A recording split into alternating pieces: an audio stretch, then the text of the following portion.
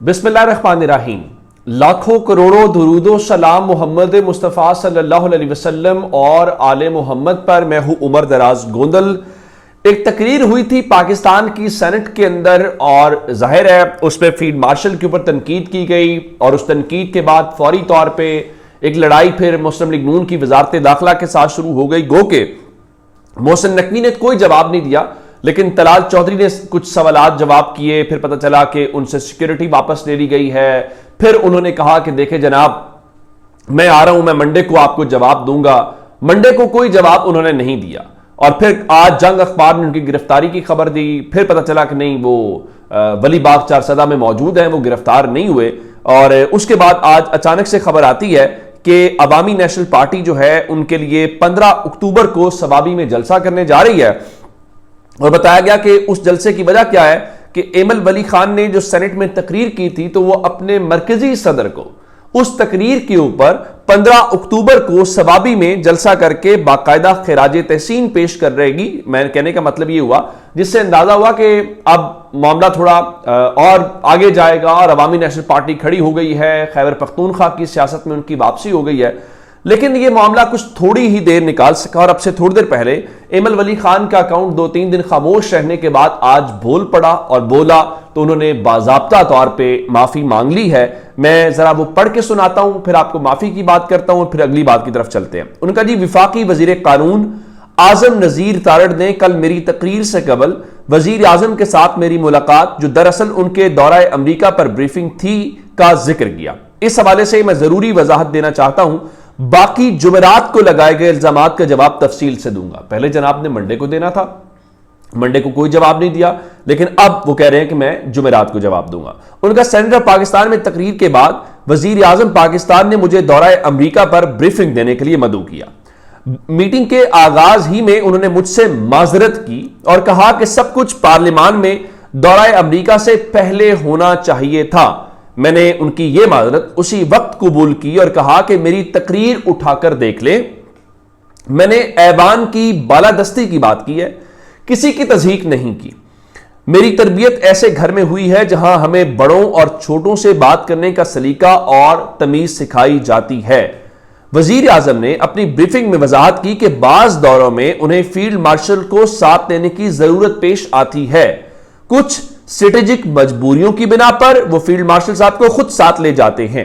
उन्होंने ट्रंप, वजीर आजम और फील्ड मार्शल की तस्वीर का हवाला देते हुए बताया कि सदर ट्रंप को दिया गया पत्थरों का तोहफा फील्ड मार्शल ने अपनी जेब से खरीदा था और उसका मादनियात की किसी डील, मुल्की या गैर मुल्की से कोई ताल्लुक नहीं है।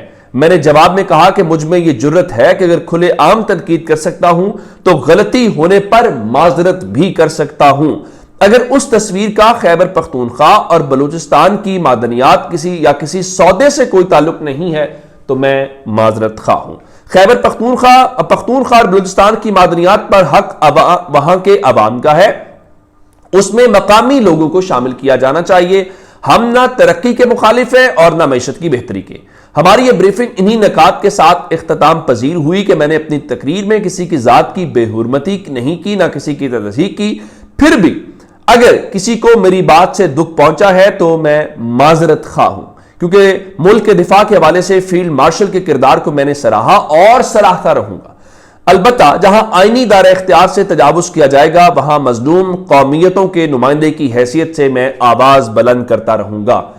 अगर आपने ये तकरीर देखी हो तो इस पे आपने जो माजरत है वो एक से जायद बार फील्ड मार्शल के हवाले से और गवर्नमेंट के हवाले से उन्होंने की है। और अब मेरा ख्याल ये है कि अमलन ये एमल वली खान कह रहे हैं कि भाई मैंने फील्ड मार्शल साहब के हवाले से जो बात की वो मेरी गलती थी। मुझे वजीर आजम साहब ने बिल्कुल बुलाया है, ब्रीफिंग दी है, ब्रीफिंग दे के मुझे एहसास हो गया है और मैं अपनी उस चीज के ऊपर माजरत करता हूं। तो उन्होंने अमलन उस तकरीर के ऊपर और फील्ड मार्शल साहब के हवाले से बोले जुमलों के हवाले से माजरत कर ली है। मेरा ख्याल यह है कि अब हुकूमत को दिल बड़ा करना चाहिए और इन सब को इस हवाले से अगर उन्होंने माजरत कर ली है तो इस माजरत के बाद अब उनकी जो सिक्योरिटी है نہ صرف وہ واپس کی جائے. اب جمعرات کو پھر ان کی تقریر سننے کا کیا فائدہ جب مسئلہ آج ختم ہو گیا ہے. لیکن میرا سوال یہ ہے کہ 15 اکتوبر کو عوامی نیشنل پارٹی نے جس تقریر کی بنیاد کے اوپر ان کو خراج تحسین پیش کرنے کے لیے جلسے کا انعقاد کرنا تھا, اس جلسے کا اب کیا بنے گا؟ کیا وہ جلسہ معمول کے مطابق ہوگا یا اس جلسے کے حوالے سے اب یہ کہا جائے کہ نہیں, اب وہ جلسے کی کوئی ضرورت نہیں ہے, چونکہ خراج تحسین جہاں پیش کرنا تھا اب اس کے اوپر ذرا پیچھے ہٹ گئے ہیں, تو اب ذرا آگے بڑھنا چاہیے. تو فیلڈ مارشل صاحب کے حوالے سے ایک بات ہوئی. ایک اور خبر, آج رانا ثناءاللہ صاحب نے ندیم ملک صاحب کے شو میں بات کی اور وہاں پہ ندیم ملک صاحب نے ان سے یہ پوچھا کہ یہ ہم سن رہے تھے کہ کوئی ایوان صدر خالی ہو رہا ہے یا اس قسم کی باتیں, تو ان کا جی جو رانا ثناءاللہ نے کہا کہ جو ریلیونٹ کوارٹرز ہیں انہوں نے بھی اس کی تردید کر دی ہے, اور فیلڈ مارشل عاصم منیر کا کوئی ذاتی ایجنڈا نہیں ہے, اور فیلڈ مارشل اپنی مدت پوری کر کے سیدھے گھر جائیں گے جب بھی ان کی مدت پوری ہوئی, اور فیلڈ مارشل وزیر اعظم ہاؤس اور ایوان صدر نہیں جائیں گے. ساتھ ہی انہوں نے کہا کہ جو سیاسی ہیں, سیاستدان ہیں, ان کو فوری طور پہ اپنے مسئلے حل کر لینے چاہیے, کیونکہ وہاں سے کوئی مداخلت نہیں ہو رہی, تو اپنے مسئلے حل کر کے اس میں سے کوئی راستہ جو ہے وہ پیدا کرنا چاہیے. اچھا, اس سے ہٹ کے جی جو ایک ڈیولپمنٹ اور ہے وہ سپریم کورٹ سے ہے, اور پھر کچھ سیاسی خبریں مزید آپ کو دوں گا. آپ کو یاد ہوگا کہ ستمبر کے مہینے میں سپریم کورٹ میں 5 ججز گئے تھے, اور ان 5 ججز نے جہاں پہ طارق جہانگیری صاحب کو جب روکا گیا, انہوں نے تو اپنی اس روکنے کے حوالے سے ایک درخواست دائر کی, اپیل کی, جو کہ ان کو انٹرٹین بھی کر دیا گیا, ان کو ایز اے جج ریسٹور کر دیا گیا, اور وہ جو آرڈر تھا واپس لے لیا گیا. لیکن 5 ججز نے کچھ درخواستیں دائر کی تھی, اور ان درخواستوں کو اس وقت باقاعدہ اعتراض لگا دیا گیا تھا, اور جب جسٹس بابر ستار اور دیگر تھے ان کا اگر اعتراضات لگے تو ہم آ جائیں گے.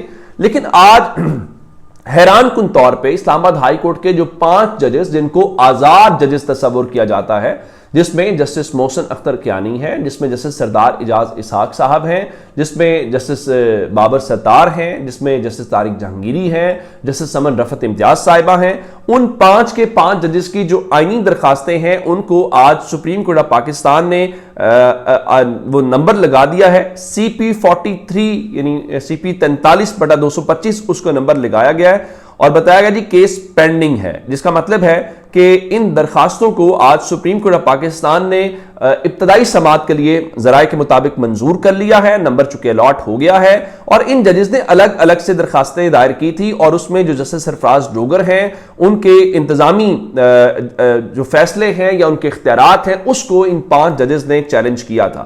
اب اس میں سب سے امپورٹنٹ بات یہ ہے کہ یہ آپ نے ابتدائی سماعت کے لیے منظور تو کر لی ہیں, یہ 5 کی 5 درخواستیں سماعت کے لیے کہاں پہ لگیں گی؟ کیا یہ سپریم کورٹ خود سنے گی, یا ایک بار پھر چونکہ کہا جائے گا اس میں ایک آئینی مسئلہ ہے, آئینی گتھی سلجھانی ہے, تو ایک بار پھر اس کو پاکستان کے سب سے جید اور بہترین جو آئینی اذہان ہیں جن کو آئینی بینچ کہا جاتا ہے, کیا یہ ان کے سامنے لگیں گی؟ اور مجھے یوں لگ رہا ہے کہ جس طرح جناب جسٹس امین الدین خان آج کہہ رہے تھے کہ we are here to serve the nation, یعنی ہم قوم کی خدمت کے لیے یہاں پہ ہیں, تو میرا خیال ہے کہ اس اہم قومی فریضے کو آئینی بینچ ہی سر انجام دے گا. اور جب آئینی بینچ کے سامنے معاملہ آتا ہے تو پھر میں کہتا ہوں کہ ظالموں تیار ہو جو آئینی بینچ آ رہا ہے, اور آئینی بینچ کے سامنے آیا تو بالکل جیسے انہوں نے قومی فرائض پہلے سر انجام دیے فوجی عدالتوں کے کیس کے اندر, انہی ججز کی سینیورٹی کے مسئلے کے اوپر, مخصوص سیٹوں کو لے کر یا دیگر حوالوں سے, تو میرا خیال ہے کہ پھر اس قسم کا معاملہ ہوگا. یعنی پھر ایک آپ یہ توقع نہ رکھیں کوئی ایسی چیز ہوگی. مجھے پھر یہ خیال آئے گا کہ اگر یہ کیا جا رہا ہے تو اس کا مطلب ہے کہ آپ اس معاملے کو اب شاید نمٹانا چاہتے ہیں کہ کہیں مستقبل میں جس طرح سے پہلے کیا ہوا کہ ججز کو دھمکیوں کے حوالے سے کہا تو ان کا جی ہمارا وہ معاملہ پینڈنگ ہے, تو کہیں ایسا نہ ہو جس میں یہ ججز کل کو کہیں کہ ہمارا معاملہ پینڈنگ ہے. میرا خیال ہے اس معاملے کو نمٹایا جانا مقصود ہے. اس کے بیچ میں عمران خان کے حوالے سے خبر اور سن لیجئے, اور وہ خبر کیا ہے کہ اب چونکہ توشہ خانہ 2 کیس کنکلوڈ ہو رہا ہے, اور 9 مئی JH کے حملہ کیس جو ہے اس حوالے سے آج سماعت 20 تک چلی گئی. خان صاحب نے کہا جی میری یہ ایکسرسائز کا ٹائم ہے, میں پھر ایکسرسائز کروں گا, شاور لوں گا, کافی شافی پیوں گا, اور پھر میں آؤں گا. تو پھر سماعت آگے چلی گئی. اب اطلاعات یہ ہیں کہ ایک ان کی پارٹی کا جو فورن فنڈنگ کیس ہے اس کو بھی شاید کھولنے کا فیصلہ کیا گیا، گو کہ 2023 میں جو بینکنگ کورٹ ہے اس میں عمران خان کی ضمانت کنفرم ہو گئی تھی، لیکن اطلاعات کے مطابق اس کیس کا بھی فیصلہ کر لیا گیا ہے اور اڈیالہ کے اندر ہی عدالت لگے گی۔ تو میرے خیال عمران خان تو کہیں گے مجھے کیا مسئلہ ہے، میں تو پہلے اڈیالہ میں ہوں، آپ میرا تو ویسے ہی سارا دن اگر مجھے جیل میں رکھیں گے تو میری بڑی پریشانی ہے، میں اکیلا رہوں گا۔ تو چلیں اس بہانے آپ آتے ہیں، سماعت ہوتی ہے، لوگوں سے ملاقات ہو جاتی ہے، جج صاحب سے ملاقات ہو جاتی ہے، وکلا کی باتیں سن لیتا ہوں، تھوڑا دن اچھا گزر جاتا ہے، کوئی ایکٹیویٹی ہو جاتی ہے۔ خان صاحب تو کہیں گے 2-4 اور کیسز کھولو، سارا دن فری بیٹھنے سے، اکیلے بیٹھنے سے بہت بہتر ہے کہ کم از کم کوئی انٹریکشن ہو۔ اور پھر اس سے ایک اور بات یاد آئی، عمران خان کی جنم دن کے موقع کے اوپر ہم نے کہا کہ جو محسن نقوی ہے انہوں نے پاکستان کرکٹ بورڈ نے، دنیا بھر کی ویب سائٹ نے، وزڈن نے، ESPN کرکٹ انفو نے، انہوں نے سب نے عمران خان کو ان کی برتھ ڈے کی مبارکباد دی۔ اور میں نے کہا پاکستان کرکٹ بورڈ نے اس سے پہلے کوئی تنویر کے اس قسم کا نام تھا، ایک غیر معروف قسم کے کھلاڑی تھے جنہوں نے صرف 5 میچز میں پاکستان کی نمائندگی کی تھی، تو ان کو مبارکباد دی۔ اور آج آپ حیران ہوں گے کہ جو سلمان بٹ ہیں ان کی برتھ ڈے ہے، اور یہ پاکستان کرکٹ بورڈ کے آفیشیل اکاؤنٹ سے لکھا گیا 135 appearances for Pakistan 5209 runs including 11 centuries in international cricket, happy birth day Salman Butt. یعنی میں نے کہا یہ ہوتا ہے وین اور یہ ہوتی ہے محسن نقوی اپروچ، کہ سلمان بٹ جو کچھ انہوں نے انگلینڈ میں کیا، جو کچھ انہوں نے پاکستان کے آصف اور عامر جیسے کھلاڑیوں کو ضائع کیا، وہ ان کو مبارکباد دینا پاکستان کرکٹ بورڈ نہیں بھولا، لیکن اپنے لیجنڈ عمران خان کے حوالے سے ان کو یاد نہیں ہے۔